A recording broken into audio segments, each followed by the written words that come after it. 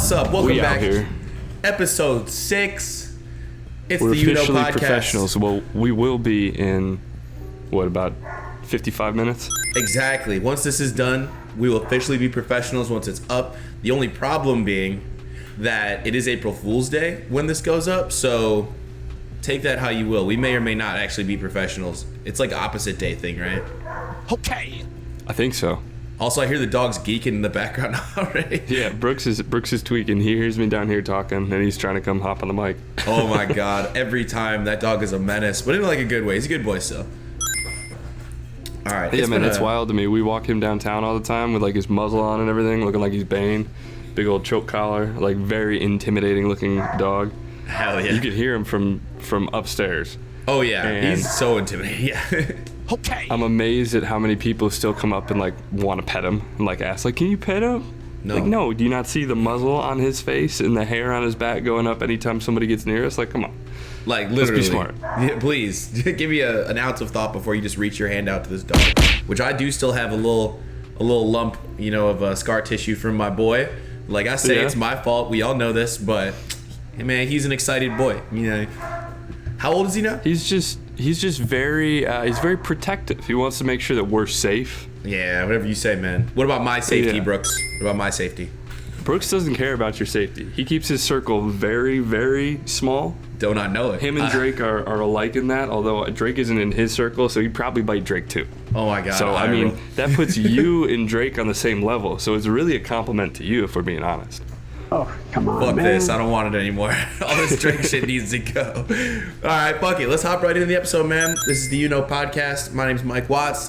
This is Jay Kraft. Jay Kraft. Let's go.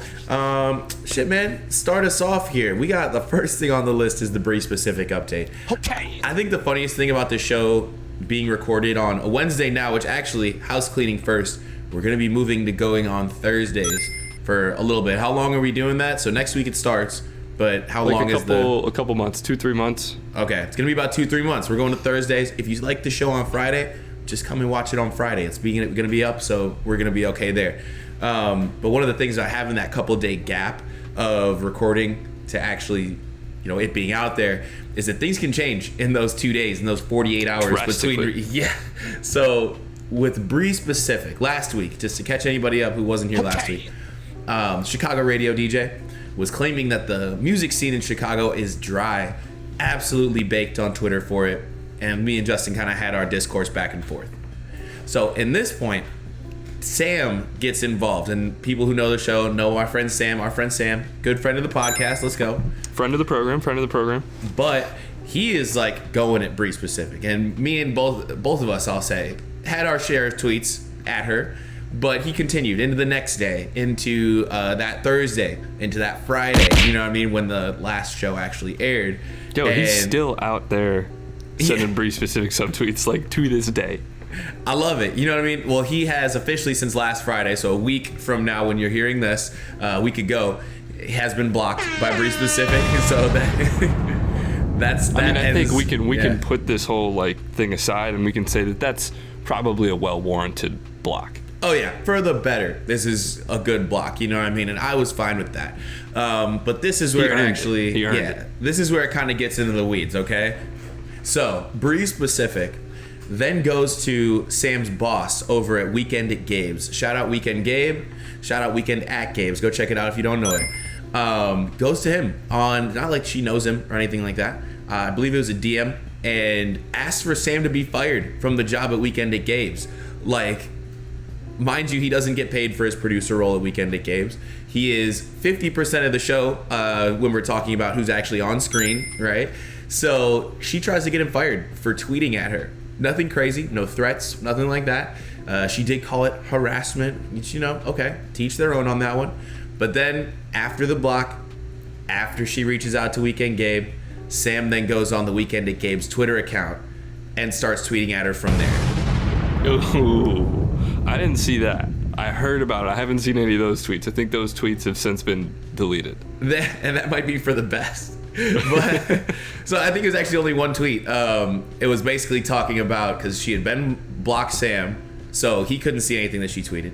but he went to the Weekend at Gabe's page, and I had even sent him a tweet that she had basically said like, oh, had to get this grown man blocked off my shit and contact his boss, blah blah blah, like obviously subtweeting Sam. And he goes on the Weekend at Gabe's page and is like, nah, request denied. We fuck with Sam and he's gonna stay with us on our like fucking producer team. So escalates, and now Bree Specific is hitting up people that we know. KO, you know KO the photographer. Yeah, and I'm bringing your name into it, KO. I was told not to bring motherfuckers' names into it, but I don't give a shit. Because people are hitting up my phone about it, and I'm not involved, man. I sent a couple tweets, but I put it in the past, as everyone should have, including Bree, including KO, including Sam. But now here I am on the podcast having to talk about it because I had literally 6 people, and KO was the most vocal and most paragraphs to my phone, hit me up saying that, oh, Sam is out of pocket. He's harassing her. He's abusing her on Twitter. Oh my God. Get over yourselves. These people are fucking soft. He didn't say anything out of pocket. He just said, hey, your shit is dry. Stop asking for Spotify links. Quit your job. You're done. You're not a good radio host. And I agree.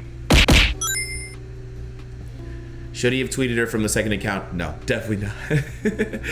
Probably should have like taken the L at that point. Like admit, not even admit defeat, but just accept that it's over, and that like you got your shots off. She got dragged through the mud. I saw a tweet out there, something about it saying, I love when all these Chicago people come out together to stone somebody in the public square. Okay. And like that's kind of what happened. That's a good summary. Yeah. But at the same time, it's just like with the internet, even with the Will Smith slap, which we'll get into in a minute, like the internet needs to run its course. You know what I mean? Where that had run its course. Yeah. And I think even Sam would agree that he definitely earned that block. I think he would. He would take that as a patch on the shoulder, and he would wear that patch with pride and with honor. Oh, he does. Yeah.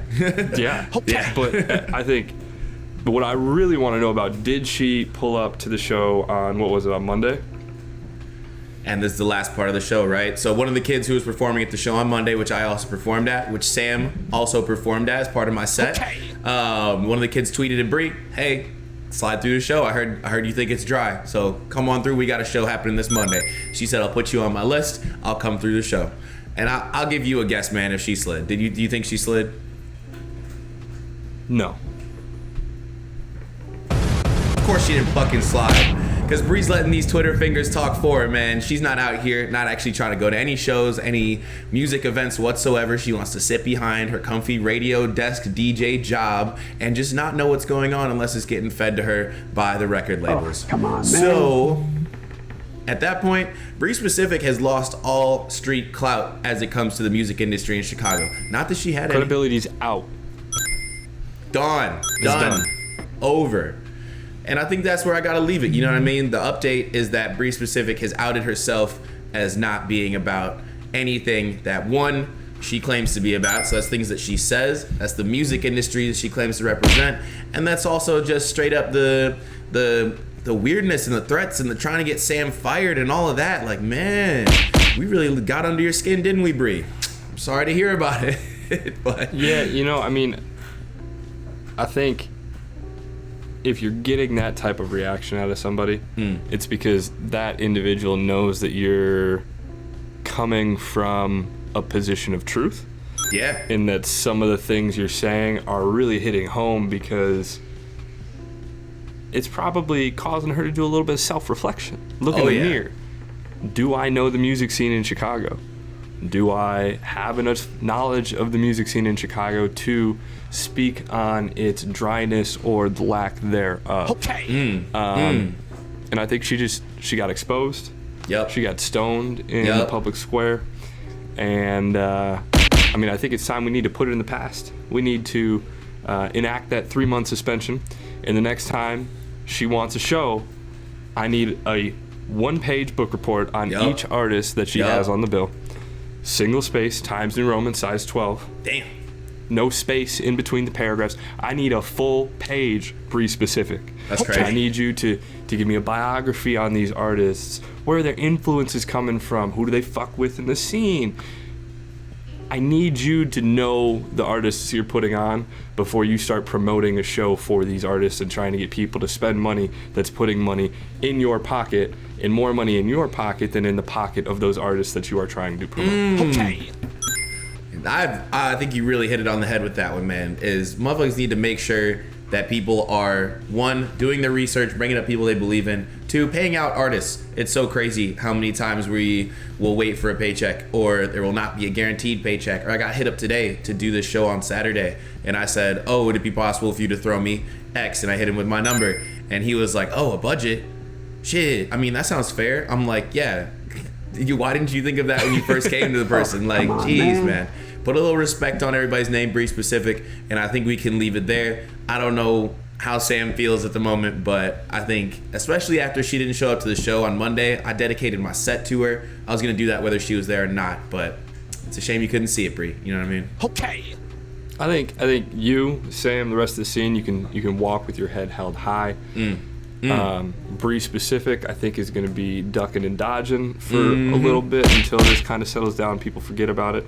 But at the same time, I mean, we don't have that short term of a memory where people are going to forget about this. Bree specific is a very you called out the whole music industry in the scene that you work in. Like, you called everybody out.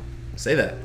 Bree specific is a very specific name. So if I hear the name Bree specific, I might think of one specific situation that that name was involved in. If I even hear the word or the name Bree, I'm immediately speaking, oh, specific? I'm sorry for all Brees out there. You just got a little chip on your shoulder now because of Bree specific, but it's okay. Miss Specific is gonna stay up in her high tower wherever Power 92 records, and we'll get at her one day. But just know it's only Twitter fingers, and we know that now, Bree. It's okay. So from there, I want to move on. Let's go ahead. Let's talk about what's going on in the world of sports here, man. And honestly, we can talk about basketball. We can talk about football off season. I heard there's a lot going on with soccer, and I am not a football fan like that. So you gotta get me updated. What's happening? So, I mean, there's a laundry list to go down. We could start with the fact that FIFA corruptly awarded the country of Qatar the World Cup, and the World Cup is going to be conducted during the summer in Qatar, which is a desert in the Middle East, and the summer is their hottest point in time, and we could talk about that. We could talk about that for hours, right? We could talk about how Qatar is now having, like, basically slave labor and people that are falling off of these stadiums and dying. Like, the death toll has got to be over 100 now for people that have died because of the construction of these stadiums. But we're not going to get into the politics. We're going to talk about the sports, right? Holy shit. Mohamed Salah, big Premier League striker. Big name. Big name, Salah. Right? I've heard that. Probably the most well-known Egyptian soccer player. Possibly ever, but Liverpool? For sure right now. Was he on Liverpool right now? Yeah, okay. Yeah. I know this. Like, top tier footballer in the Premier League right now. Football. Yeah. So Egypt was playing, I believe it was Senegal, yesterday, I think. So we're going to give Brooks a second to settle down. Yeah. Okay. There we go. Yesterday, so Tuesday, the 29th, and they needed to, I believe, win this game to qualify. Maybe not win, but maybe draw. But they needed a result in this game to qualify. Yeah, bet. Salah has a penalty kick, and fans in the stadium. Oh, I did hear about this. A plethora of laser pointers just come out of nowhere, right? And they're on him as he's going to take this PK. So whack. In his face. So on dangerous. His jersey. For real. Yeah, that's crazy. Just wild. And the only thing that I could think to compare it to is when the World Cup was in South Africa with all the vuvuzelas and stuff that became super huge for that tournament. But this is like a known thing. That's noise, right? Yeah, that's just noise. Yeah, it's like noise is so different than like impeding with the game. Vision. Yeah, exactly. Like, it's the difference between like waving your hands behind someone that's, shooting a free throw, or like making a lot of noise when someone's shooting a free throw, but then, shining a big flashlight on them or a laser pointer in their eye, like, whoa, what the fuck? Blowing a whistle during a game, like, dude, don't impact the game. That's so stupid. Yeah. Exactly. Jeez. Like, there's signs at most U.S. sports venues when you walk in saying, no laser pointers, no this, no that. And laser pointers just like, everybody knows you can't do that, right? Yeah, so it should. Yeah. He's getting lit up like he's walking out the front door at a raid for Jesus Brooks. Yeah. Okay. he's getting lit up like he's walking out the front door of a SWAT raid. Laser pointers everywhere. He misses the free kick or the PK, puts it over the crossbar, and because he missed that PK, Egypt does not qualify for the World Cup. They're out. Now, I guess the laser pointers work though, right? Like, yeah, they work for sure. But the controversy comes in now. Yeah. The result of them not making the World Cup is tainted. Like, yeah, obviously tainted on camera. You can see it. You can run the tape back. Clear. But FIFA's not going to do anything about it because they're FIFA.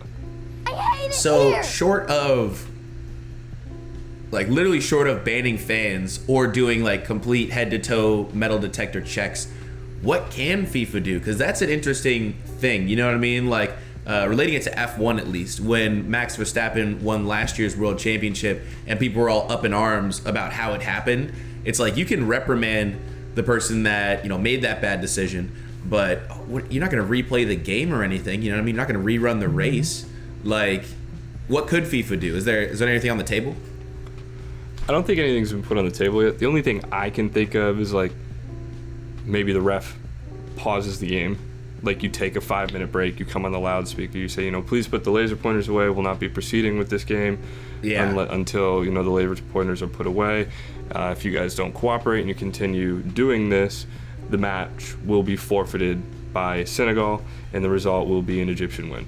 Okay. And there will be like a 2-goal differential. That's the only thing I think that makes a lot of sense. Yeah, I think that makes a lot of sense. But that's still looking forward. Like, what are you going to do about Egypt now? Because the ship kind of sailed on that one, right? Yeah, they're out. Yeah. And there's nothing they can do about it now. But it's just like it's in the future. Yeah. It sucks because it's like when Zlatan missed the World Cup that one year, or Sweden missed the World Cup and Zlatan missed the World Cup. It's like nobody really cares that much about the Egyptian soccer team. Yeah. They care about Salah because he's one of the best soccer players in the world, bar none. Like, for sure, top 10. You could argue top 5. Mm-hmm. And now he's not going to be included in the game's biggest stage in the world, and it's because the fans interfered. So it's just like, it's a shitty situation. On the bright side for the World Cup, USA should qualify. I mean, we'll probably get bounced in pool play. Fuck it, good enough for me. But, better than Egypt. Let's go. That's true. That's true. Egypt didn't make it. I don't see them in the World Cup.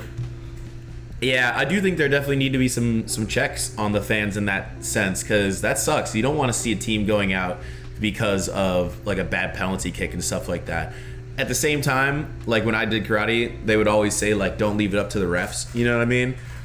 I know soccer's really hard to score a goal, but at the same time, if you get to that point where the laser pointers are the make or break situation, I don't want to say you've already lost, but you've been put in a situation that's not in your best interest to begin with. So, like, that sucks that they got even to that penalty point. That sucks that the refs didn't stop the game.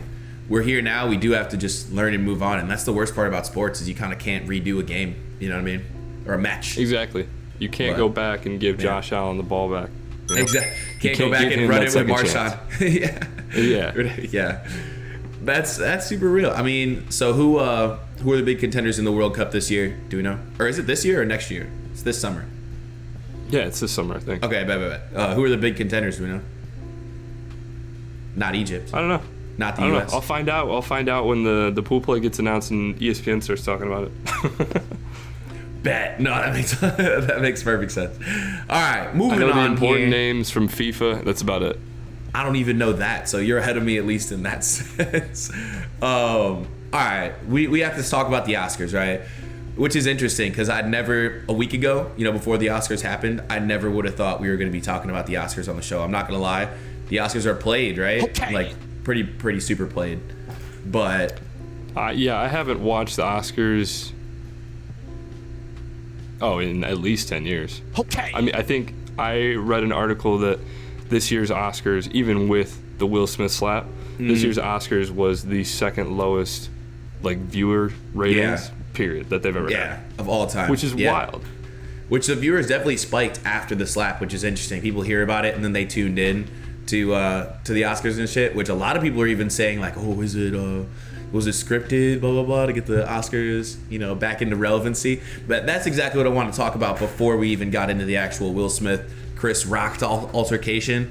It's almost the relevancy of the event in the first place, because something that stood out to me this year was that Samuel L. Jackson just won his first Oscar this year, and so did Will Smith. How? Like, what? How is that not somebody that's been on the radar enough to get an Oscar? I'm not even talking about like a Best Actor Oscar, like congrats to Will, but like Samuel L. didn't get a Best Supporting Actor for anything. How many nominations does this man have? It almost like, it hurts me, and it starts to feel in the same kind of way like when the Grammys gave Kendrick the award, like was it the year after he lost to Macklemore and shit like that? Yeah, they gave it to him for To Pimp a Butterfly, but he lost to Macklemore for Good Kid, Mad City. Yeah, which is deserved on the To Pimp a Butterfly for a Grammy, but still, it's like, man, I feel like the Too Little Too Late is really starting to hurt, and it's stuff where Samuel L. Jackson is just getting his first Oscar. Leo DiCaprio, for however long he was trying, had to get that Oscar, you know what I mean? Billie Eilish just got an Oscar. By a bear to get an Oscar. Literally. He had to get mauled by a fucking bear. You know what I mean? And Billie Eilish this year just won an Oscar, which was for music, and you could say that 3 6 Mafia did the same thing. But it's like, man, when we're not giving these great actors and actresses Oscars, and Billie Eilish, who the rich kid on the block that just kind of paid her way into a music career, now has an Oscar along with her how many Grammys? I'm not going to be mad, but I'm starting to see why people don't give a shit about the Oscars anymore. You know what I mean? You're not mad. You're salty. I'm salty. Yeah, I'm salty, but I'm salty because I feel it's all like platforming and positioning and political and dumb, right? I think the Oscars and like most of the award shows in general are just stupid.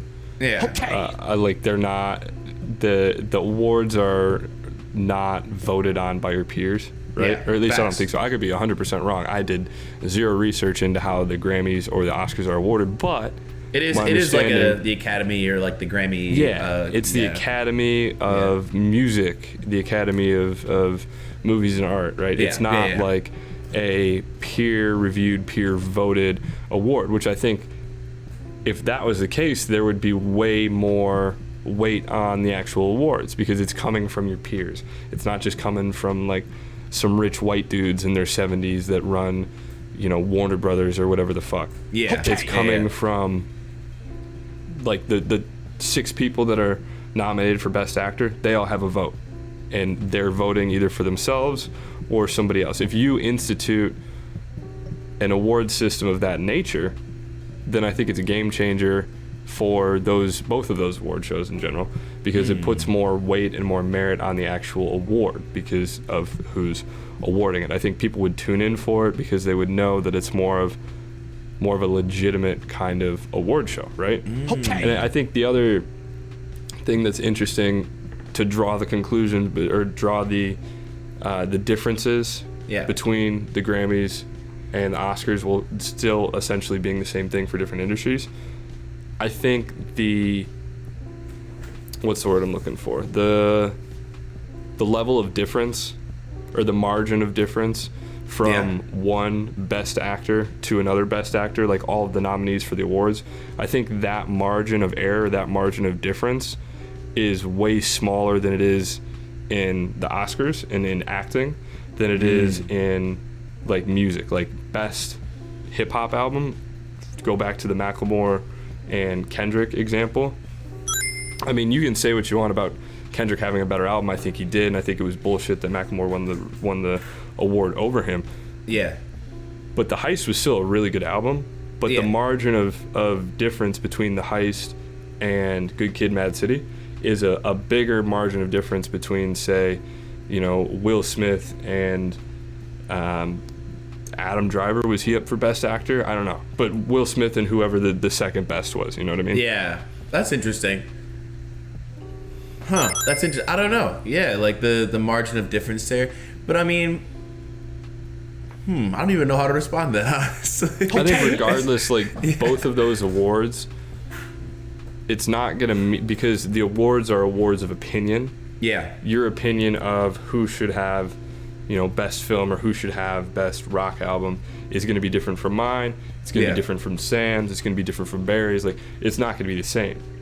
Facts. But if you were to take those opinions and have the opinions be the opinions of your peers that are in that industry, that are trying to and striving to, be the best actor or be the best musician, it would put more weight on those awards, and it would make people like, Drake and Kanye care about the Grammys. Like, they wouldn't be pulling their albums from the Academy Awards because they just don't give a fuck about them. They would want it in there because they would want to be acknowledged and praised by their peers and not a bunch of stuffy old white dudes in penthouses driving Bentleys. Okay. Yeah. Okay. Yeah. No, I feel that. I think, it's interesting. It's like a midpoint between where the Oscars and Grammys are at right now, where it is the stuffy Academy that makes all the decisions, and then like a People's Choice Awards, which I think has little to no. I mean, people hate that just as much because they're like, people don't know what the fuck they want. So it's like having a grouping of the peers who are actually, nominated and things like that make the vote. That's interesting. It's very interesting. Yeah, man. I don't know. Maybe that's it. Maybe that's all it needs. And then from there, we don't even need, big high publicity slapping and shit like that to go on, But because that's the thing is, like, the actors and the artists always, they differentiate, like, what they do from the Academy. And their gripe is always with the Academy and not with the award show. It's that they feel the Academy is, like, unfair or unjust and isn't, like, their opinion or their judgment on who has the best album isn't as valid as actual artists. They're more concerned about, marketability and how much money you're bringing in and shit like that. Okay. That's so real. I mean, yeah, exactly. All right, shit. Well, I know how to fix the award shows now. That's actually a really simple fix. But we got to talk about it. Okay. We got to talk about the slap heard around the world. Give me some thoughts, man, because I need to know where you stand on it first. I guess the real question is, whose side are you on? I have no idea. I have no idea what your opinion is on it. Yeah. But I think you and I can agree on this, and I think that most guys have been in this position where, you're out with your girl at the bar, somebody makes a joke or a comment at maybe your girl's expense. It was kind of a funny joke, but maybe it upset them personally. And you think it was like just a funny little joke that could roll off the back. It would roll off your back, it should roll off her back too, right? Then you look over and you say that that's clearly not the case.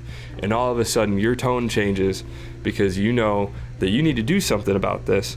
Otherwise, you're going to go home, you're going to hear about it the rest of the night, you're going to hear about it the rest of the weekend, and then you're going to periodically hear about it for months on end. So I think the video clip of him laughing at the joke, then looking, seeing Jada's reaction, then camera pans back to Chris Rock, and all of a sudden he's walking up stage, smack the shit out of Chris Rock. I think every guy out there understands what just clicked in Will Smith's head. Okay. Yeah. So I think definitely understand everybody can agree on. And then we get into the weeds where everything gets a little messy and it gets like, political of what your opinion is on violence and, Chris Rock could have died, which is bullshit, but... Yeah, like, whoa. Did someone say that? Chris Rock could have died. I think it was Judd Apatow tweeted it out, but I think it was more, like, satirical. Yeah, exactly. But, like, the thought process was, well, I mean, he could have stumbled backwards and cracked his head open and, had a brain hemorrhage and died, which I could trip over the sidewalk, in the shower this morning, man. Yeah. Exactly. Yeah.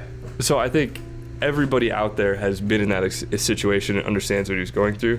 But I think what makes it interesting is the relationship that him and Jada have and how she, like, publicly just dragged him through the mud on that video when they came out about their open relationship and, like, him crying on TV and all that stuff. I think that's where it gets interesting because where it gets nuanced, if you were to say. Yeah. If we were to put a label on this conversation we're about to have and on this topic, nuanced it's a great label and it's very applicable. Okay. Yeah, facts. So let me say my piece on this first. So with the actual slap, I gotta say I don't condone the violence of it. And I think what he said, keep my wife's name out your fucking mouth, if he just stood up and yelled that, I think it would have had just as much of an impact on, if not more. I think Chris Rock may have felt more bad if he just like verbally gave him a hey, keep my wife's name out your fucking mouth, and then sat back down. You know what I mean? That avoids all hot water. I think that avoids. Or even like, hey, chill, bro. She's got alopecia. Like that in and of itself, Chris would be like, oh fuck, my bad. Yeah, and it's like I probably wouldn't go that far on TV to say like what it is. But definitely just being like, keep my wife's name on your fucking mouth, and then having a conversation about it later, or even if he has to stand up, you know what I mean? Stand up and go say something to Chris Rock instead of like just hitting him and moving on, because that is very brute, you know what I mean? We're past the need for that, and I know that we're past the need for that, but at the same time, you're right. I do feel him as to where that changed and why he felt the need to go up there. Now, a couple things I need to address. One, all these butthurt ass comedians need to shut the fuck up. Like, first of all, people are talking about, oh, where does it stop? Like, if I'm at a show, can someone that doesn't like a joke stand up and just hit me? Well, one, yeah, and security should take them out, but they could do that, so you should probably be careful as to who you're saying these fucking jokes to, because that's quite the balls on a motherfucker to make fun of someone who has a disease, who's sitting right there in the front row. You know what I mean? It's like, they're right there, dude. You know, if you're saying it and they're not in the room, it's like, all right, that you are more protected from someone, you know, standing up and punching you. But like, it's a lot of balls on you, man. Okay. If Ricky Gervais is up there really cooking my ass, I might stand up and have words with him, but I wouldn't hit him. But that's kind of where I'm at. Is like, the comedians need to chill the fuck out. The people who are anti-violence need to chill the fuck out. He did not hurt him. Chris Rock is fine. Chris Rock's ticket sales went up like crazy. Chris Rock's ticket prices went up like crazy. Like, he's gonna be fine. Will Smith and Jada, I think the funniest point that I've heard, and this is the last thing, and I'm gonna go back to hearing your thoughts again, is what would Jada's reaction be to any detrimental joke about Will? And would she just laugh it off? You know what I mean? I do think that there are some differences in the way that, you know, Jada and Will handle things, but I think Jada's put Will under so much pressure and scrutiny and public embarrassment, and for Will to have to stand up and defend her like that, I think that's admirable of him. I think maybe she should look at the way she treats that man, and maybe that's why he stood up, is because he's like, bro, I deserve some fucking respect, not only in my household, but in, you know, my family and Chris Rock's mouth as well. So I don't know. Okay. I think if the roles were reversed, Jada's not doing shit. I think she's laughing, and she would like tell him to, you know, fucking. It's just a joke. Like, get over it. It's just a joke. Yeah, like literally, that's so Jada. Like, and it red was table, like, it red was table a very, all things considered, it was a very mild, like, tame joke. Like the plethora of jokes, like the deep bag of jokes that Chris Rock has that he could pull out to go at Jada and Will Smith. The past year and a half, 2 years. But I'm sure he knows some shit that the public doesn't know too. Yeah, it's so deep, dude. Yeah. But I think ultimately we just saw like two multimillionaires. One of them just have like a mental breakdown, because then his speech afterwards, just, he didn't look like he had it all together. You know what I mean? Damn. It just, I don't know, man. It's like, it's weird, but there's also a part of me that like, it's kind of sad, that reaction that he had, and then seeing 5 minutes later he gets this award, and he's been trying to get this award for so long, and this one action is overshadowed. And then you look at Questlove coming off the stage with Chris Rock after getting the documentary award, and like, that's one of the biggest moments in his career, like getting an Oscar like that, and it was his debut directing documentaries. Yeah, which big shout out Questlove for that. Hell yeah. Yeah, I think the whole like situation that transpired was just kind of sad. Yeah, okay. I definitely think it's kind of sad. It's definitely a building up of the Smiths' relationship over the last couple of years, like 3 years, and it sucks. It's like Will feels like he's losing his kids. He said, however many years back in an interview, definitely the whole August Alsina entanglements thing with Jada and having to go on Red Table Talk and talk about that. Like, he did consent to going on Red Table Talk, but man, like. He gets dragged constantly, and I feel why he's over it. I do feel that. I don't know. I think it's all going to blow over in the end. I don't think they're going to take his Oscar away. Nothing's going to come of it. It's going to blow over in like 2-3 weeks. Yep. And then the memes are going to make a comeback in like 4 or 5 months, and then everybody's going to be like, oh man, you remember that one time Will Smith walked up on stage and smacked the shit out of Chris Rock? Exactly. Like, that is all it is. And nothing's going to come of it. Nobody's going to get sued. Like, nobody's going to lose money because they're multimillionaires and the rules don't apply to them. They can do whatever they want. And that what do you think about that Jim Carrey thing? So I'd sue him for $200,000, talking about what he thinks Chris Rock should do or sue Will Smith. Like, is that like a comedian kind of being overly sensitive? Is that something that you think Chris Rock should, or I don't think you will, but do you think he should pursue like any kind of charges or anything?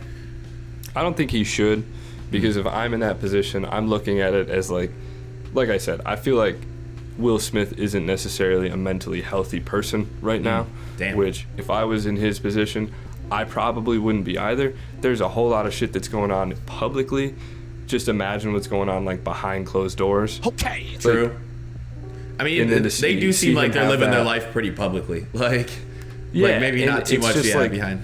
Yeah. The roller coaster of emotion of him laughing, him doing that, him going up giving the acceptance speech, crying, breaking down during the acceptance speech, then going out and like partying at the after parties to getting jiggy with it, like nothing happened. It's just the roller coaster of emotions. To me, it doesn't seem like, it seems like there's something wrong there, and I wouldn't pursue that if I'm Chris Rock.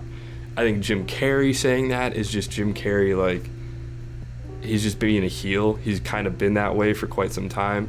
Yeah. And whole anti-vax he's always Jim kind Carrey of been revered as like kind of an asshole at times. Yeah. Yeah. So I could definitely see Jim Carrey being like, nah, fuck you, I'm gonna sue you for $200,000. I could see him doing that. And I could see a couple other people doing that too. But like, it's not worth it other than to have a legal battle and drag somebody through the mud like publicly. And I don't think Chris Rock wants to do that. I mean, he doesn't need the money, and I don't think he wants. I don't think he wants that. I don't think not many people would want to deal with all the shit that comes with that. Okay, so now on the conspiracy theory side, I gotta drop one. People were saying that Chris Rock, the Academy, whoever runs the fucking Oscars, Jada was not in on it, but those 3 individuals and groups were in on the slap beforehand. No, that shit was real. You think? It looks 100%. It looks a little bit fake. I don't know. It looks a little bit staged when you see the slap. I mean, you can tell he pulled it at the end. Like, he wasn't really trying to hurt Chris Rock or anything, which I think everybody knows that anyway. But like, he was laughing on his way up and down from the stage, like a little bit. Will was. Chris Rock recovered amazingly fast for having a giant man slap him like that. I know it's gonna take me a little bit more of a second to like get up from that. I don't know, man. The ratings did go up a ton after the slap. I don't know, man. Will Smith's like trembling voice as he's saying, "Keep my wife's name out your fucking mouth." Like, he's one of the best actors in the world. If he's acting and that's planned, that's not happening. I think Chris Rock's just like his slip up of, well, now we're gonna do an award for some documentaries. Like, it was. Yeah. I think that was 100% real. Okay. I think there's just no way for that to be staged and not have more people know about it and not have it come out. Unless it was really just Chris Rock, Jada, and Will that were staging it, and that's it. I don't think Jada was in on it at all. Even in a conspiracy theory, I don't think Jada was in on it whatsoever. I think she was actually steaming and upset about it. Oh, 100%. All right. Hold on, I gotta plug in my computer here real quick before shit dies. There we go. From Jada being upset to Jaden being upset. So Jaden is not actually. Yeah, Jaden's not actually the one that's upset. So the funny thing is that after all of this slap nonsense, right? Faked, not faked, you know, good or bad, violence, whatever. Zoe Kravitz hops online on Instagram and posts a couple of pictures.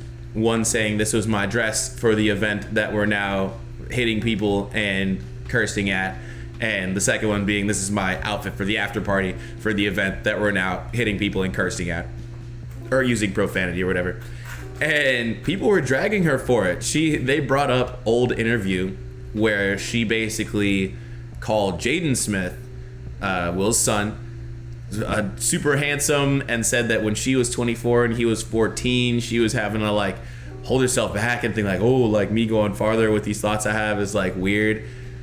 What the fuck? First of all, and the only reason I put this on here is because I think it's so funny how fast people can switch from like, wow, best Catwoman of all time, to like, oh, you got a problem with Will hitting Chris Rock on stage? Remember that time you said Jaden Smith was like sexy when he was 14? Okay. I don't even know where to start with people. The internet is a wild fucking place. And it's kind of like, it's like those comments that apparently Machine Gun Kelly made a while back about. I know he's got some fucking shit. About Kylie. He said something about Kylie or Kendall. Like something about like, yeah, you know, you don't have to wait until she's 18, you know? Oh, come on, man. What? That came out recently. Not good. Not a good light. But I think it's... Shout out Machine Gun Kelly's punchable face. That. Yeah, like what the fuck? You can't say that, you know? Yeah.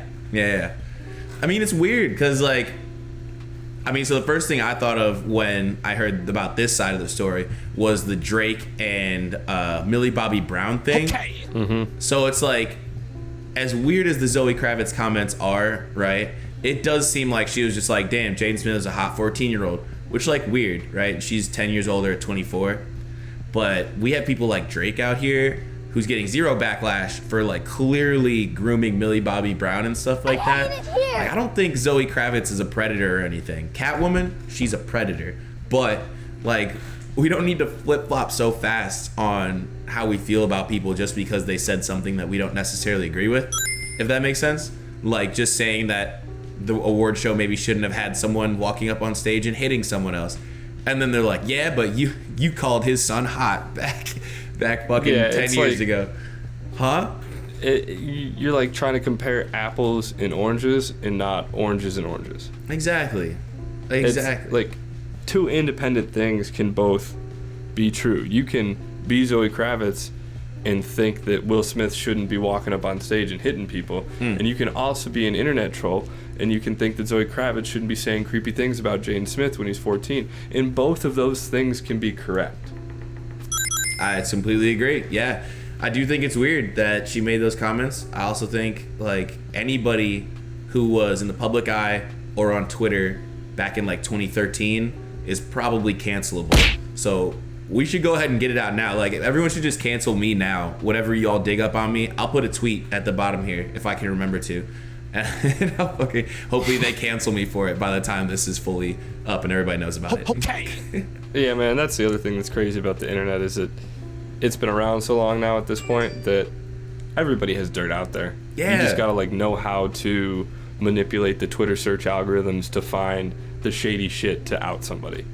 It's ridiculous. It's like, damn, why are we like praising this person if we're just gonna turn around and cancel them for something that they did forever ago, like tomorrow? You know what I mean? It's like, let's do our due diligence ahead of the time first. Like, go ahead and cancel me now. That way I can get that out of the way and I can do my thing later on down the road. You know what I mean? Okay. Yeah. All right. All right. Are we going to the 3x3? It's about that time. Yeah. All right. Hey, it's about that time. I will say we are keeping it within the bounds this week. We're trying to keep it under an hour. Trying to keep it tight. Okay. I know people have been complaining that we run a little long sometimes, so we try to make sure we just have a lot to talk about. You know, we're trying to opinions. We have a lot of things that we know, and we just want to make sure that you know. Okay. I think you get meta points for that one. That was dropping the name at any point during a story gets you extra brownie points for sure. Is a vibe. All All right, cool. What's up? Top 3 this week. I chose this one. Top 3 joke/comedy songs. So I'm going into this one cold. I have 0 songs lined up. Yeah. It's 100% off the dome and off my library of me just searching for songs. Exactly. So I got like 2 that come to mind, but I'm gonna let you lead off.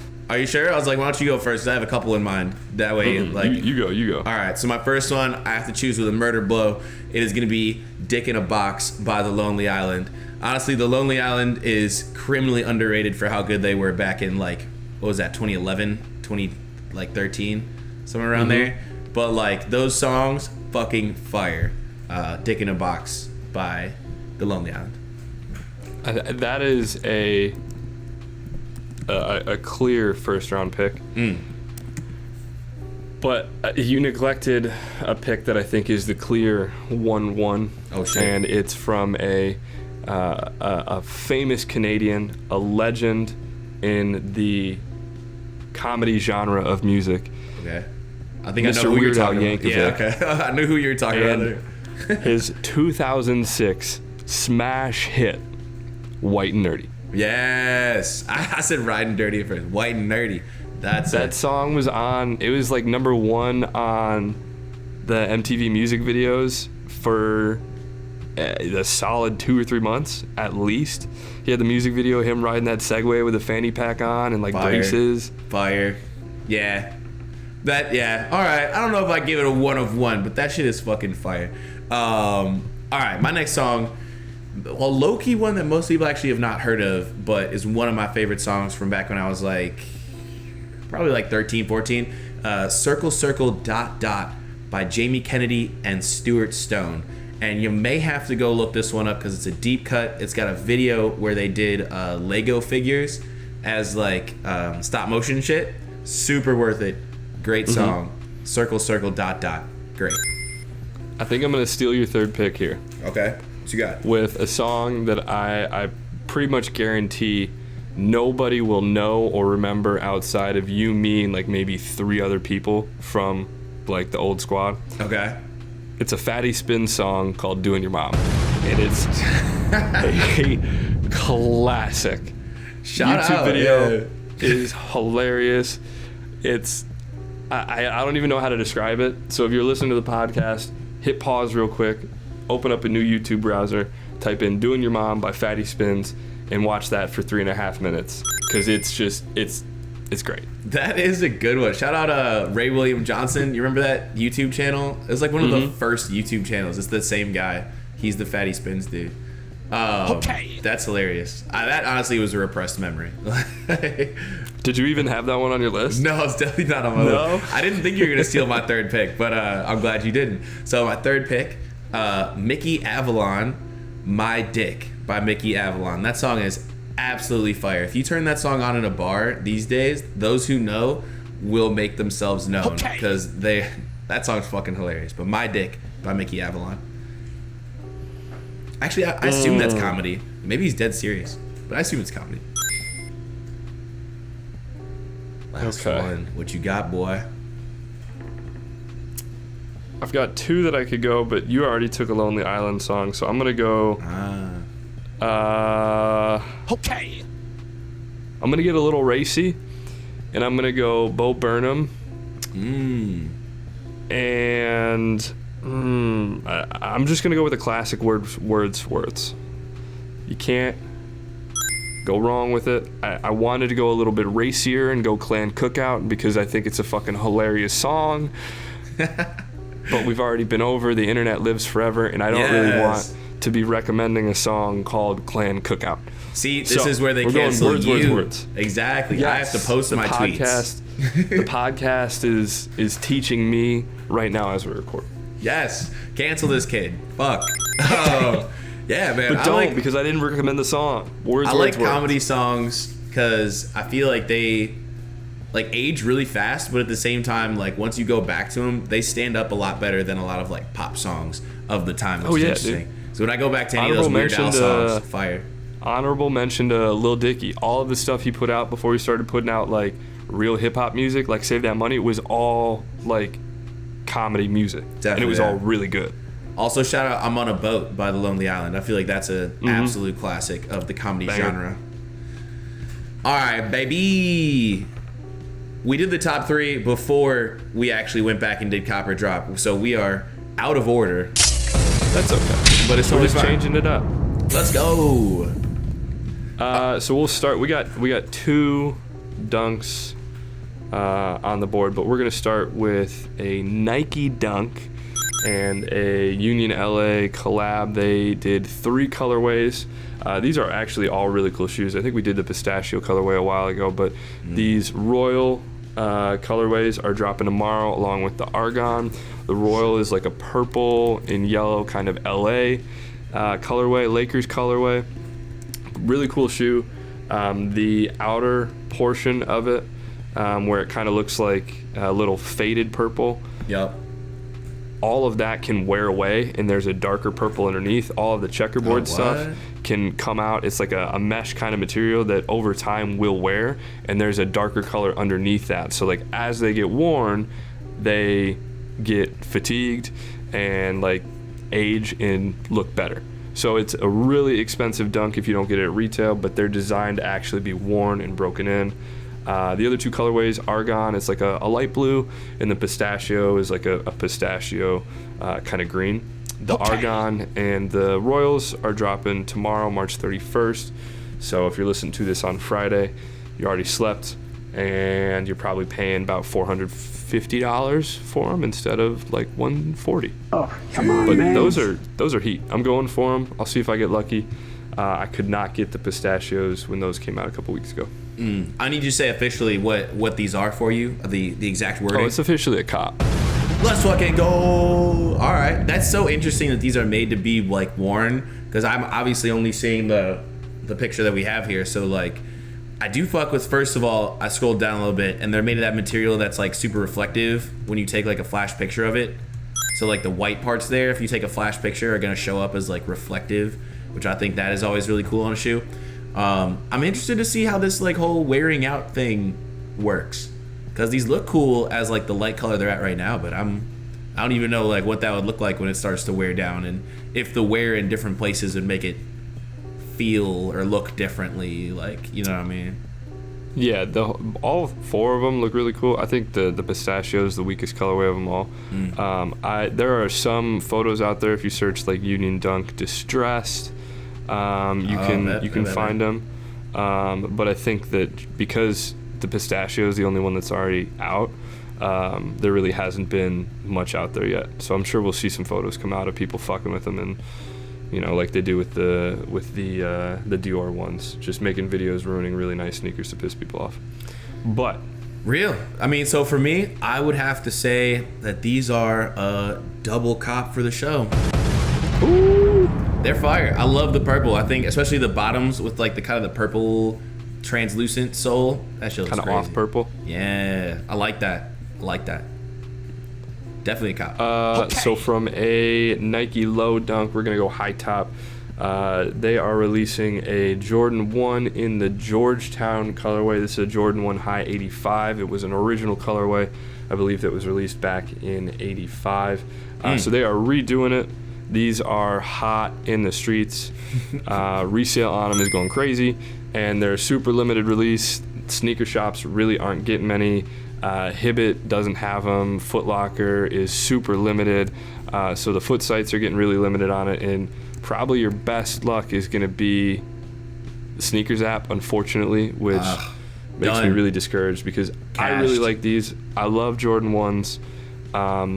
It's a very simple shoe, but the off-white with the navy is a really nice touch, and then you get the kind of a cream accent with the tongue of the shoe as well. Yeah. So these are a cop for me for sure. I might even fuck around and buy them resale if I have to. Damn, really? I mean, I fuck with these. I like Jordans. Jordan 1s are cool. The high tops in general for me are not really my thing anymore. I think I left those back in high school. I like mids. I like lows these days. The high tops have their place, and I love my my Air Force One high tops, but man, I mean, how much do you think these, not retail, are these gonna go for, you know, on the secondary market? Because I'm seeing April from $200. So for $200, I would cop these, but it's sounding like there's not a chance that I cop these at $200. No, you're not getting them at 200 right now. Before the release, they're going on StockX for like 350. All right. Which isn't as high as I thought they'd be. They'll probably drop down to around 280 or 300 after the initial release, and then they'll climb back up over time. I wouldn't be surprised if within a year they're probably like $400, $500.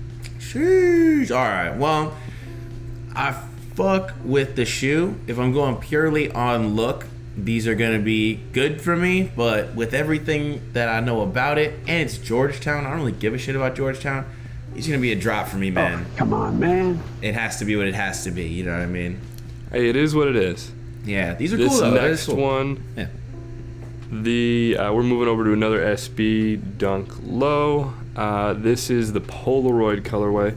Drop it on Sneakers app April 5th, along with all of their other Nike SB skate shops.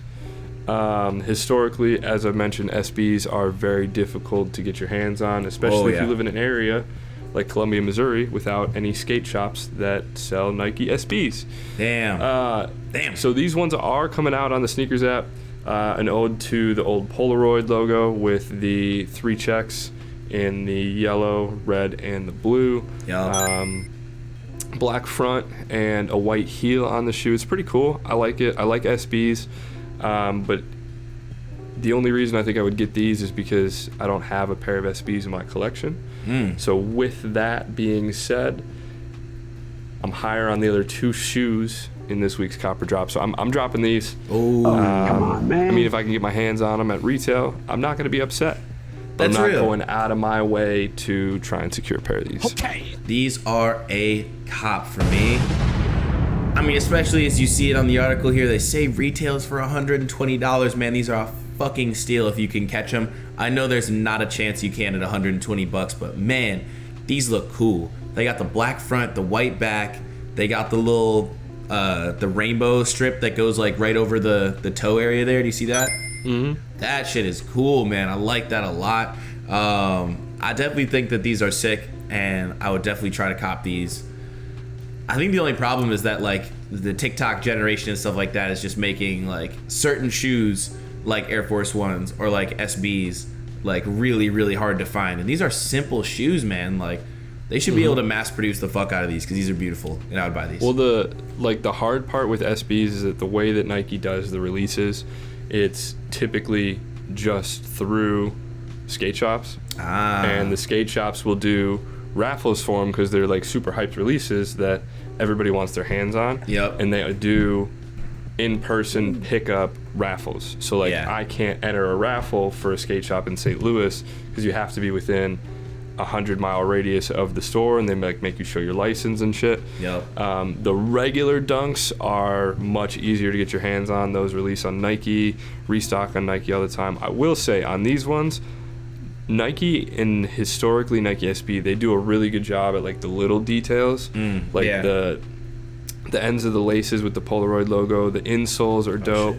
There's like a little kind of press stamp on the outer heels of it with an actual Polaroid. So really cool shoe, but just I'm not crazy about it. I feel that. Yeah, I think this is a really cool shoe. Definitely a cop for me, but I see like if it gets to the point where you have to like do so many things and go to the raffle and XYZ just to have a chance to buy the shoe, like but that's more of a culture thing than it is a shoe thing. So for me, these are these ones will be on the Sneakers app. So Okay. I'm gonna give them a shot. We'll see if I get lucky. I've been hitting L's on the Sneakers app for like a month straight, so I'll do. Hey man, if you get these, maybe I'll buy them off you for a profit on your end. So that could be good. Hey, you know what I there we mean? go. It's a vibe. Bow, bow, bow, bow, bow. And we went out of order, and it's funny because usually the end is just music straight. You know what I mean? Top 3 into the playlist, but now we are officially from Copper Drop into the playlist of the week. Let's fucking go. The segment that we want the podcast to be about, but that has to be the shortest segment in the show because copyright's a bitch. You know what it is? The whole reason we started the podcast, and we have to like relegate it to the very end in very short amount of time. I went first on the top 3, so what's your first song, boy? Okay. Well, we already kind of threw MGK under the bus, so we will give him a little bit of shine. He just released his sophomore alternative album last week called Mainstream Sellout, I think. Yup. Yeah, Mainstream Sellout. Honestly, I loved Tickets to My Downfall, one of my favorite albums of probably the past 2 years. But I'm not really loving this project as a whole. Just doesn't live up to the Tickets to My Downfall hype. But this song, Die in California, with Young Thug, Gunna, and one other, I feel like I've heard it somewhere before, maybe on a TV show or movie or something. But I really fuck with this song. It's not really hip-hop, it's not really alternative, it's a good blend of both. In all of the guest spots, Gunna's verse is really good, Thug's verse is really good. It's a dope song. So this is Machine Gun Kelly and Die in California. Die in California. They gon' be missing me. It's gon' be chaos when they come out to my royalties. I keep this There's Gunna. Talking about his royalties, he's coming for us. I definitely put it in the Gunna spot. For us. All right, let me go to the Machine Gun Kelly spot. All right, I mean, so at the end of the day, I think the problem with the Machine Gun Kelly shit right now is that he's so on the nose and knows exactly what he's doing. So like calling it mainstream sellout and definitely making your music more pop from the, I think this is more pop than the Tickets to My Downfall stuff, which felt more like pop punk. And this is like straight up pop music. You're like, it's not rap, it's not rock. You're right, because it's pop music. I mean, the mainstream sellout thing, I think, is what's turning a lot of people off, is because like he's way too on the nose and upfront about the fact that he definitely is selling out. But get your money, King. Sure. Like fuck, get but your money. That song's dope. I fuck with that song. The guest spots are really good. Instrumental's good. So big fan. Hell yeah. No, I fuck with Machine Gun Kelly to a certain extent. He does have a punchable face. But let's see. On my first, we got Nigo, bro. We talked about Nigo before, and I feel like it's almost a weekly thing for me that I'll put a Nigo song on the podcast. But we have the new Tyler Creator, I guess new old, because it was 2019 that this, I guess, was recorded. But Tyler the Creator, ASAP Rocky, Lost and Found freestyle by Nigo. And I can tell that they released this because of the bars that ASAP put on it about like not having any kids or anything like that. And they're like, oh, that's ironic, he's having a baby.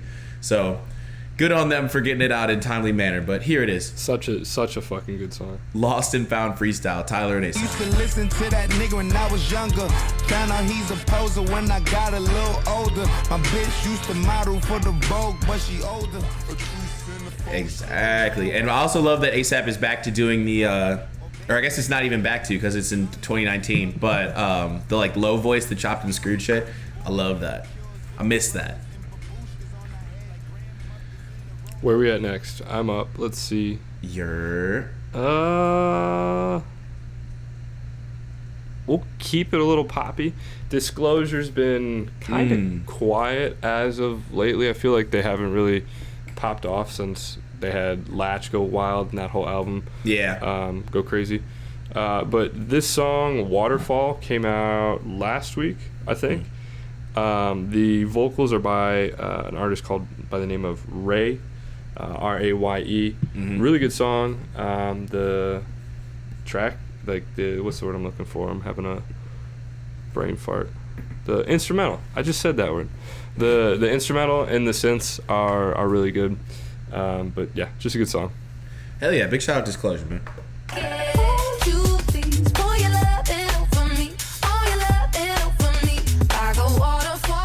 Yup.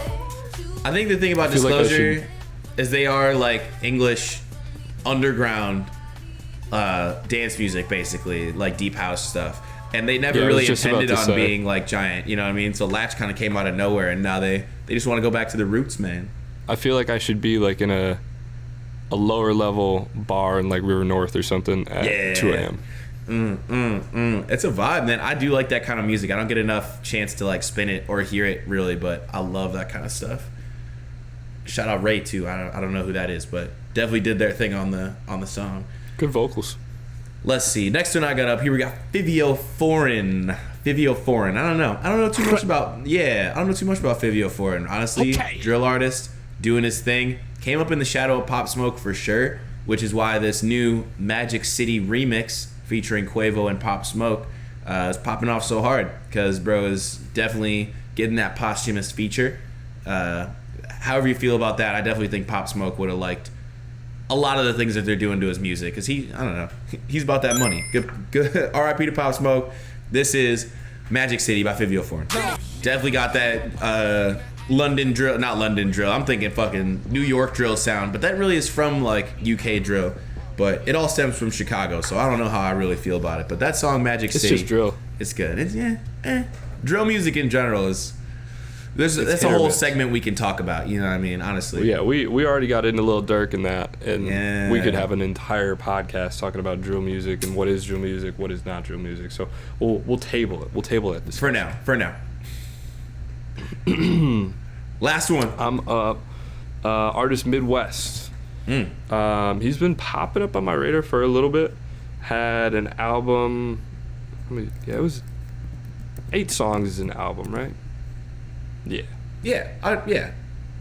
It was somewhere between like 8 or 10 songs, so we'll call it an album. He had an album come out 2 weeks ago, and this is my favorite song off of the album track called On My Mind. Midwest spelled with an X. So go check him out. Where's the X at? MIDWXST. Midwest. All right, bet. Here it is. I think.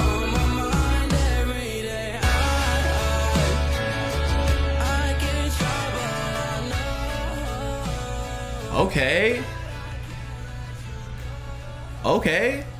A little bit of a slower song. He's got some other stuff that's like a little bit more upbeat and like boppy. He's all over the place, like genre wise. Yeah. He's got some hip hop stuff. He's got some stuff like that. Some kind of like Jaden Smith alternative. That one definitely feels like very Jaden Smithy. I could see Jaden Smith as a feature on that song. That's pretty cool.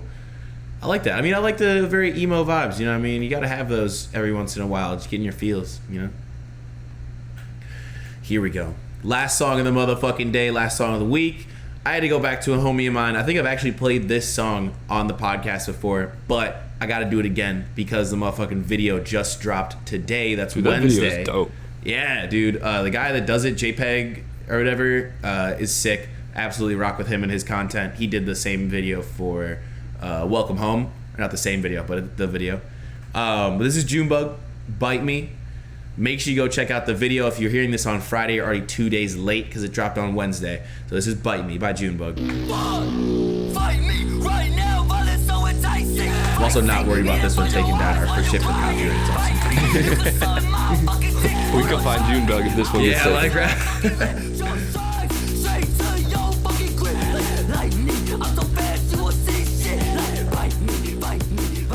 And when the fucking YouTube uploader tells me that no, it's not monetized because Bite Me by Junebug, I'm gonna give him a call and make sure he can get that shit re-uploaded. Dude, those drums on that song makes me feel like I should be playing like Need for Speed, yes, or something like that. It's so like 90s, early 2000s like video game music. But that's what a lot of what Junebug's been making recently, and I love that shit. That's what a lot of my friends have been making recently. It's got to have a resurgence. It's good. We gonna be the resurgence. Let's go. So, we are officially professionals. Let's fucking go. That is We're 6 episodes podcasters. deep. I'm putting it on my LinkedIn profile. You should as well. I'll endorse you. And yeah. I think we can also say we're on our way to becoming professional moderators. Ooh, of what? Of public discourse and disagreement. Ooh, okay. With, I mean, the Bree specific stuff. I mean, I feel like if we could get in a room with Chris Rock and Will Smith, we could help them hash that out. I mean, I don't want to overstep my bounds, and we try not to talk about politics here, but I feel like if we get Zelensky and Putin in a room together with you and me, I mean, we might be able to hash some shit out. I'm just saying. If you, me, Putin, and Zelensky walk into that room, only 3 people are leaving. And I have a feeling I'm going to be the one that doesn't leave. I don't know why. But yeah, only 3 people are leaving. I can hope it's going to be Putin that stays in the room, but you never fucking know. Put the 2 of us, Zelensky and Putin, in a room and let us bring some pre-rolls and maybe like a 12-pack of Modelo's. Okay. And we're going to find out that there's like so much more that those two men have in common than they have different. And the world will be a better place. You fucking heard it here, dude. You can solve all the world's problems with a pre-roll and a pack of Modelo's. It's gonna be great. Why do you need a therapist when you can just get some pre-rolls and a Modelo and listen to our podcast? I think I know what I'm on my way to do tonight. It's about to be a good ass night. A little bit of pre-roll, a little bit of something, and I'm gonna wake up tomorrow feeling great. You know what I mean? Exactly. Thank you for joining us for episode 6. This is Mike Watts. Your boy Jay Kraft. And now, you know. It feels so good. Number 6. It's the first time I've said it as a professional. Feels good.